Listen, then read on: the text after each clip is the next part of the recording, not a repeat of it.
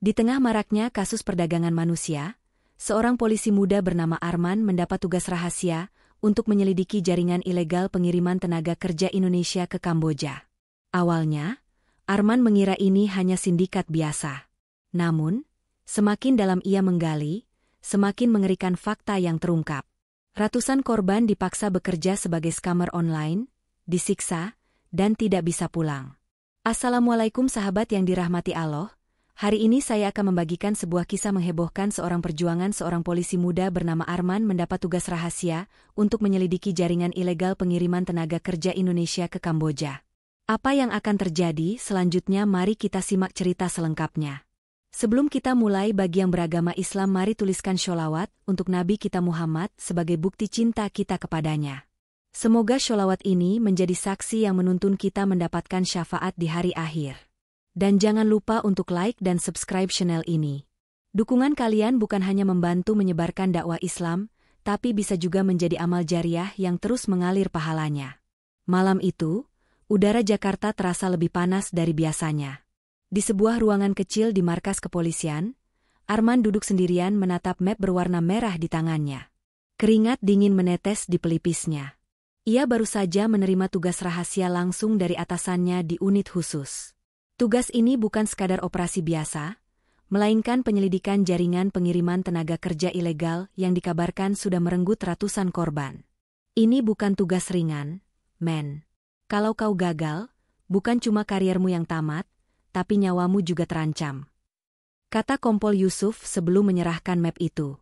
Arman, polisi muda yang dikenal bersih dan idealis, mengangguk tegas. Di benaknya hanya ada satu tekad. Ia harus menolong para korban yang sudah terjebak di negeri orang. Namun, ia tak bisa memungkiri, dadanya berdegup keras. Sebab, dalam laporan awal itu disebutkan bahwa sindikat ini punya kaki tangan hingga pejabat tinggi. Malam makin larut. Arman membuka lembar demi lembar data yang ada dalam map. Foto-foto para korban terpampang jelas. Ada yang masih muda, ada yang sudah paruh baya. Mereka dijanjikan pekerjaan layak di Kamboja, tapi justru dijadikan budak di perusahaan scam online. Dipaksa bekerja tanpa henti, disiksa, bahkan ada yang hilang tanpa kabar. Arman mengepalkan tangan. Ia tak bisa tinggal diam. Lokasi pertama yang harus ia selidiki adalah sebuah agen penyalur tenaga kerja di kawasan Kalideres. Nama agennya tertera jelas, PT Cahaya Bintang Timur, namun dari data yang ada, perusahaan itu hanyalah kedok. Di baliknya, ada jaringan besar yang mengatur pengiriman manusia ke luar negeri secara ilegal. Sebelum berangkat, Arman sempat menatap ponselnya. Ia melihat foto almarhum ayahnya yang juga seorang polisi. Bismillah, semoga ini jalan yang benar. Bisiknya pelan. Tanpa membuang waktu, malam itu juga Arman memacu motornya menuju Kalideres. Jalanan ibu kota yang mulai lengang tak membuat langkahnya ringan. Di dalam hatinya, ia tahu, tugas kali ini bukan sekadar misi penyelamatan, tapi juga akan membuka aib besar yang selama ini disembunyikan rapi. Saat ia sampai di dekat kantor agen itu, Arman merasakan bulu kuduknya berdiri. Kantor yang tampak biasa itu ternyata dijaga oleh orang-orang bertubuh kekar. Ia tahu, ini baru permulaan, dan segala yang menantinya tak akan mudah. Arman memarkir motornya agak jauh dari kantor agen itu. Ia memilih mengamati dari balik gelapnya warung kopi tua yang sudah tutup. Matanya tajam memantau gerak-gerik para penjaga yang mondar-mandir di depan bangunan itu. Mereka tak tampak seperti pegawai biasa, tubuh mereka besar, dengan tatapan dingin, jelas ini orang-orang bayaran. Dari dalam, sesekali terdengar suara keras. Arman merasakan dadanya makin sesak. Ia tahu, di balik dinding itu, mungkin ada calon korban yang tengah dipaksa menunggu keberangkatan. Dengan hati-hati, ia mengeluarkan kamera kecil dari sakunya dan mulai merekam aktivitas mencurigakan. Tak lama, sebuah mobil van putih berhenti di depan kantor itu. 3 orang pria turun, lalu membuka pintu belakang. Arman membelalak. Ia melihat 5 perempuan muda turun dengan langkah lemas, wajah mereka pucat, matanya kosong. Mereka langsung digiring masuk tanpa banyak bicara. Pemandangan itu membuat darah Arman mendidih. Ia tahu, ia tak bisa bergerak gegabah malam ini. Data yang ia kumpulkan harus cukup kuat untuk menyerang sindikat ini secara resmi. Tapi ada hal lain yang membuatnya tercekat. Saat kamera Arman menyorot ke arah pria yang memimpin pengawalan itu, wajahnya tampak familiar. Dengan cepat ia memutar ingatannya. Laki-laki bertato di leher itu adalah Sugeng, mantan anggota polisi yang dipecat karena kasus pemerasan beberapa tahun lalu. Ternyata, kini Sugeng menjadi bagian dari jaringan hitam ini. Arman mencatat semuanya dalam pikirannya. Namun langkahnya terhenti ketika ia melihat seorang lelaki keluar dari pintu samping agen itu. Lelaki itu tak seperti yang lain. Pakaiannya rapi, mengenakan jas hitam, dan mengenakan cincin emas di jari manisnya. Lelaki itu sempat menatap ke arah tempat Arman bersembunyi, membuat jantungnya serasa berhenti berdetak sejenak.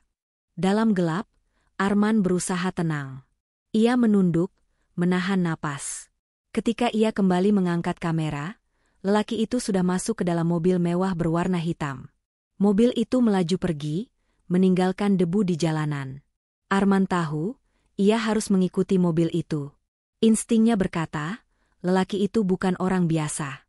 Mungkin, dia adalah kunci untuk membuka semua misteri besar ini. Dengan cepat, Arman menyalakan motornya, mengikuti dari jarak aman. Malam makin larut, namun bagi Arman, inilah awal dari perjalanan yang akan menyeretnya masuk ke dalam kubangan hitam yang tak pernah ia bayangkan sebelumnya. Arman terus membuntuti mobil hitam itu melewati jalan-jalan sepi ibu kota. Mesin motornya diredam sebisanya agar tak mencolok.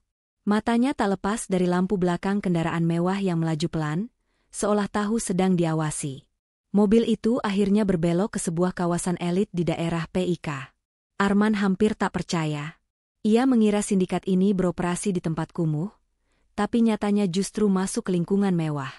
Mobil itu berhenti di depan rumah besar berlantai 3, pagar tinggi menjulang, dijaga dua pria bersenjata yang tampak tak asing bagi Arman. Ia meminggirkan motornya di balik semak, menunggu sambil merekam setiap detik yang terjadi. Dari dalam mobil, lelaki berjas hitam itu turun, lalu disambut seseorang yang keluar dari dalam rumah. Cahaya lampu membuat Arman bisa melihat wajah orang itu dengan jelas. Dadanya langsung berdegup kencang. Tubuhnya seketika kaku. Orang yang menyambut lelaki berjas itu adalah Kompol Rahmat, mantan atasannya di unit narkoba dulu. Lelaki yang dulu ia kagumi, yang pernah menyelamatkannya saat operasi berbahaya. Kini, sosok itu berdiri santai, tersenyum lebar, seolah tak bersalah. Arman nyaris tak mampu bernapas. Kepalanya berputar. Ia tak habis pikir, bagaimana bisa Kompol Rahmat yang dulu dikenal sebagai polisi berdedikasi, kini justru terlibat dalam jaringan perdagangan manusia ke Kamboja. Semua penghormatannya runtuh dalam sekejap. Dari kejauhan, Arman melihat mereka masuk ke dalam rumah, diikuti para penjaga. Ia tahu, rumah itu bukan sekadar tempat tinggal. Dari gerak-gerik orang-orang di sana, tempat itu adalah markas utama. Gudang rahasia sindikat yang telah merenggut ratusan nyawa tak berdosa. Arman menggigit bibirnya. Tangannya gemetar. Ia ingin sekali masuk dan menangkap Kompol Rahmat saat itu juga. Tapi akalnya berkata lain, ini lebih besar dari yang ia kira. Jika ia bergerak sekarang, nyawanya tak akan selamat, dan sindikat itu akan kembali menghilang dalam gelap. Malam itu, Arman memilih kembali ke markas. Di sepanjang jalan, pikirannya tak tenang. Bayangan wajah Kompol Rahmat terus menghantui. Ia sadar, langkah berikutnya bukan sekadar soal hukum, tapi juga soal pengkhianatan yang akan mengguncang institusinya sendiri. Dan Arman tahu, ia tak bisa melibatkan sembarang orang. Sebab, bisa jadi, di dalam tubuh kepolisian sendiri, sudah banyak yang ikut bermain dalam sindikat hitam ini. Pagi menjelang, namun mata Arman tak sempat terpejam semalaman. Di markas kecil yang menjadi posnya, ia duduk termenung. Map merah di mejanya kini terasa seperti bara api yang siap membakar siapapun yang menyentuhnya. Di depan matanya, potret Kompol Rahmat terus muncul. Arman menggenggam ponselnya kuat-kuat. Ia tahu, langkah berikutnya tak bisa sendirian. Tapi masalahnya, ia juga tak tahu siapa yang masih bisa dipercaya. Sebab, kalau Rahmat yang dulu menjadi atasannya bisa terlibat, siapa lagi yang berkhianat di balik seragam itu? Tiba-tiba, ponsel Arman bergetar. Sebuah pesan masuk dari nomor tak dikenal. Jangan terlalu dalam, Arman. Kami tahu kau mengintai semalam. Jika kau lanjut, keluargamu akan jadi taruhannya. Pesan singkat itu membuat tubuh Arman bergetar hebat. Ia segera menoleh ke arah foto ibunya yang tergantung di dinding. Keringat dingin membasahi pelipisnya. Dengan cepat, ia menyalakan aplikasi pelacak untuk menelusuri nomor tersebut. Tapi nihil, sinyalnya diputus dalam hitungan detik. Jelas, orang yang mengirim pesan itu bukan orang biasa. Mereka punya teknologi, punya jaringan, dan yang paling mengerikan, mereka tahu gerak-gerik Arman. Arman meremas map merah itu, kemudian berdiri. Ia tak bisa diam lagi. Dengan langkah cepat, ia menuju ruangan Kompol Yusuf, atasannya yang memberi tugas awal. Namun, setibanya di sana, ia disambut pemandangan yang membuat jantungnya serasa berhenti. Ruangan itu kosong, lampu dimatikan, dan di meja Kompol Yusuf hanya ada secari kertas bertuliskan. Tugas ini terlalu besar untuk kami. Jangan hubungi kami lagi. Lindungi dirimu. Arman mundur beberapa langkah, nafasnya terengah. Ia baru sadar, kini ia benar-benar sendirian. Atasannya sendiri mundur, takut akan kekuatan besar yang sedang dihadapinya. Di luar kantor, matahari mulai meninggi. Tapi bagi Arman, sinar itu terasa gelap. Ia melangkah keluar, menatap jalanan ibu kota yang tampak biasa-biasa saja. Namun di balik semua itu, kini ia tahu, jaringan sindikat ini sudah menyusup ke dalam tubuh kepolisian, ke pejabat tinggi, bahkan ke orang-orang yang dulu ia hormati. Dan kini, mereka mulai memburunya. Arman memacu motornya tanpa arah yang pasti. Jalanan Jakarta yang hiruk-pikuk pagi itu seolah tak peduli dengan badai besar yang kini mengubur hidupnya. Ia menepi di sebuah parkiran kosong dekat pelabuhan Sunda Kelapa, tempat yang dulu sering ia datangi untuk menenangkan diri. Namun kali ini, bukan ketenangan yang ia cari. Ia menatap layar ponselnya, menelusuri kembali nama-nama yang pernah bekerja bersamanya. Satu persatu terpikirkan. Siapa yang bisa dipercaya? Siapa yang justru sudah masuk dalam lingkaran setan itu? Pikirannya terhenti pada satu nama. Andri, sahabatnya di akademi dulu, yang kini bertugas di bagian intelijen. Arman tahu, Andri orang yang keras kepala dan tak mudah disuap. Tanpa banyak pikir, ia mengetik pesan singkat. Butuh bantuan. Ini soal nyawa. Aku tahu kau tak seperti mereka. Pesan itu terkirim. Namun, tak ada balasan. Arman menunggu dalam detik-detik yang terasa seperti jarum menusuk kulitnya.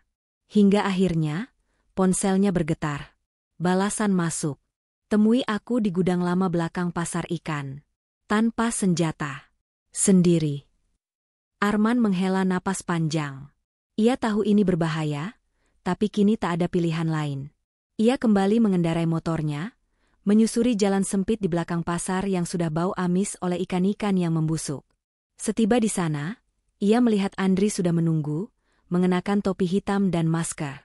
Tatapan mata Andri tajam menembus, seolah membaca isi kepala Arman sebelum ia bicara. Mereka sudah tahu kau bergerak, men, ucap Andri lirih. Ini bukan sindikat kecil. Bos mereka bukan cuma Kompol Rahmat. Lebih dalam lagi, orang-orang di atas kita. Jauh di atas. Arman mengepalkan tinjunya. Aku sudah melihat semuanya sendiri. Rahmat terlibat. Dan sekarang, keluargaku diancam. Andri menatapnya dalam. Kalau kau terus maju, ini bukan soal penangkapan lagi. Ini perang. Dan kau sendirian. Arman mengangguk pelan. Kalau aku mundur, mereka akan terus kirim anak-anak kita ke neraka di Kamboja. Aku tak bisa diam. Andri menunduk sebentar, lalu menghela napas berat. Baik, aku akan bantu. Tapi kita harus hancurkan mereka dari dalam. Kita cari bukti yang tak bisa disangkal. Kalau cuma menangkap, mereka akan lepas. Kita seret mereka ke mata publik. Biar semuanya terbakar sekalian. Arman merasa nafasnya agak lega. Untuk pertama kali sejak malam gelap itu, ada secercah harapan. Ia tak lagi benar-benar sendiri. Namun Andri menatapnya tajam. Tapi ingat, setelah ini, nyawa kita berdua sudah tak punya harga lagi di mata mereka. Suara kapal yang membunyikan klakson di kejauhan menjadi saksi perjanjian gelap itu. Dan malam ini, mereka bersiap memulai pertempuran besar. Perang yang bukan lagi soal hukum, tapi soal hidup dan mati. Malam itu, langit Jakarta tampak gelap gulita, seolah tak ingin menyaksikan apa yang sedang dipersiapkan. Arman dan Andri duduk di sebuah kedai kopi, jauh dari mata-mata yang mungkin mengawasi mereka. Di meja, ada beberapa file dan foto yang dipenuhi tanda-tanda seru dan catatan kecil, bukti-bukti yang dikumpulkan selama berhari-hari. Arman meremas cangkir kopi yang sudah dingin, matanya tetap fokus pada foto Kompol Rahmat yang tercetak jelas di atas kertas. Ini bukan lagi sekadar operasi biasa, Andri. Mereka punya jaringan yang jauh lebih besar. Mereka tak hanya jual manusia ke Kamboja, tapi juga ke beberapa negara lain. Andri mengangguk, wajahnya serius. Aku sudah dapat info, men. Mereka sudah punya tempat-tempat yang sudah ditentukan untuk penampungan sementara. Beberapa dari mereka bahkan sudah disiapkan untuk menjadi pekerja seks, yang lain untuk diperdagangkan sebagai buruh murah. Semua diatur dalam perjanjian gelap. Arman mendesah panjang. Bagaimana kita bisa menghadapinya? Mereka terlalu kuat. Andri menarik napas panjang. Kita tak bisa sendirian. Aku sudah hubungi beberapa orang dari luar. Kita harus bawa ini ke tingkat yang lebih tinggi. Kita butuh wartawan, media, bahkan hak asasi manusia untuk ikut terlibat. Kalau kita hanya mengandalkan kepolisian, ini tak akan selesai. Mereka berbicara dalam bisikan rendah, berusaha mengatur strategi terbaik. Mereka tahu, setiap langkah yang diambil, risiko semakin besar. Namun, tak ada pilihan lain. Pagi pun datang, dan Arman sudah berdiri di luar rumah, mengenakan pakaian biasa. Ia membawa 2 tas, satu berisi bukti-bukti yang cukup untuk mengguncang dunia, satu lagi berisi rencana yang sudah dipersiapkan dengan cermat. Andri sudah menghubungi beberapa orang penting di luar, dan sekarang giliran mereka untuk bergerak. Namun, saat Arman melangkah keluar, ia merasakan sesuatu yang tak beres. Ponselnya bergetar, satu pesan masuk. Kau tak bisa melarikan diri, Arman. Mereka tahu setiap langkahmu. Keluargamu, mereka sudah kami ambil. Hati Arman berdebar. Pandangannya kabur sesaat. Ia menatap rumah kosong itu, tempat di mana ibunya tinggal. Tak ada yang aman sekarang. Tak ada tempat yang bisa ia tuju. Bahkan orang-orang yang dipercayainya bisa jadi sudah berpihak pada musuh. Pesan itu jelas dari pihak yang menginginkan agar Arman berhenti. Namun, di dalam dirinya, tekad semakin bulat. Jika mereka mengancam keluarganya, ia tak akan mundur. Ini sudah bukan hanya tentang dirinya lagi, tapi tentang semua orang yang tak bisa melawan kejahatan besar ini. Ia menghubungi Andri. Kita maju. Semua atau tidak sama sekali. Andri menanggapi singkat. Aku di belakangmu. Kita hadapi mereka bersama. Malam itu, pertempuran yang telah direncanakan selama berhari-hari akan dimulai. Semua yang dipersiapkan akan diuji, dan Arman tahu, tak ada jalan mundur.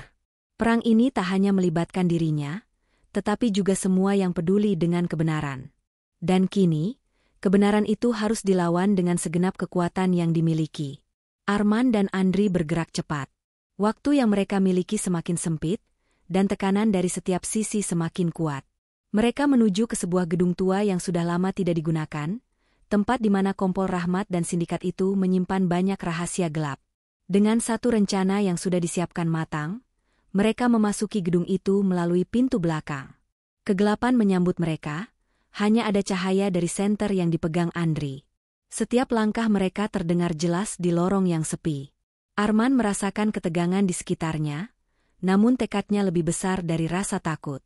Mereka tak bisa mundur.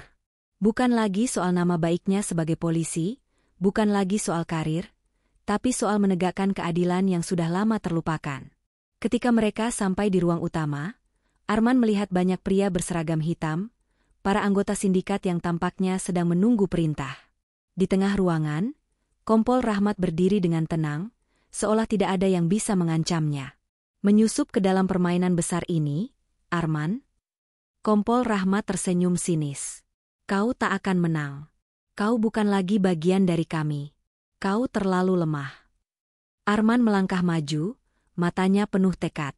Aku mungkin lemah, Rahmat, Tapi kebenaran lebih kuat dari segalanya. Dan aku akan mengungkap semua ini. Andri mengangguk, dan tanpa aba-aba, ia menarik senjata, membidik para penjaga di sekitarnya. Kejutan itu mengacaukan konsentrasi mereka, dan dalam sekejap, Arman sudah berhasil memojokkan Kompol Rahmat. Namun, sebelum Arman sempat menangkapnya, Kompol Rahmat melemparkan sebuah perangkat kecil ke arah mereka, membuat ledakan keras yang mengguncang seluruh gedung. Debu dan kaca berserakan, menutupi pandangan mereka. Suara langkah-langkah tergesa-gesa terdengar, menandakan bahwa mereka sedang dikepung. Ini permainan yang lebih besar dari yang kau kira, Arman, teriak Rahmat sambil berlari menuju pintu belakang. Namun, Arman tak memberi kesempatan. Dengan cepat, ia mengejarnya, menghantam pintu yang baru saja ditutup. Ketegangan semakin memuncak.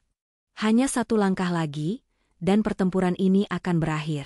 Di luar gedung, pasukan dari kepolisian sudah mulai tiba, hasil dari komunikasi Andri yang sebelumnya menghubungi pihak yang bisa diandalkan. Mereka menguasai gedung itu dalam sekejap. Di saat yang sama, Andri memeriksa file-file yang telah dikumpulkan dan menemukan bukti yang sangat mengejutkan, termasuk foto-foto Kompol Rahmat yang tengah melakukan transaksi dengan para sindikat internasional. Semua bukti ini akan membongkar sindikat besar yang sudah beroperasi selama bertahun-tahun. Arman berhasil menghentikan langkah Kompol Rahmat, mendorongnya ke tanah. Sudah selesai, Rahmat. Semua rahasia gelapmu akan terbongkar. Kompol Rahmat menatap Arman dengan mata penuh kebencian.